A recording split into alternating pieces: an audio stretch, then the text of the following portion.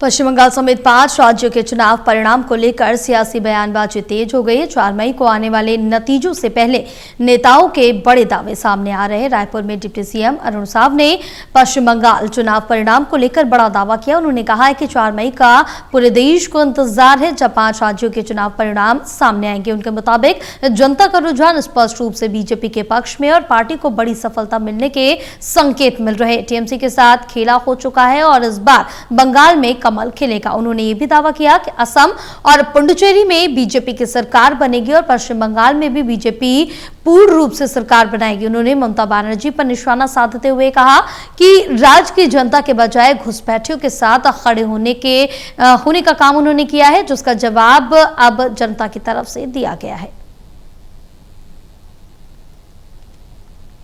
प्रतीक्षा कर रहा है जब 5 राज्यों के चुनाव के परिणाम आने वाले हैं।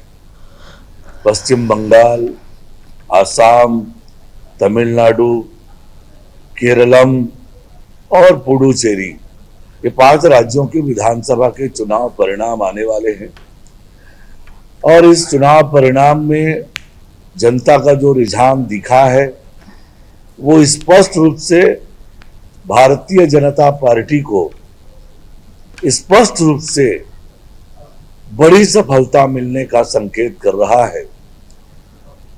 न केवल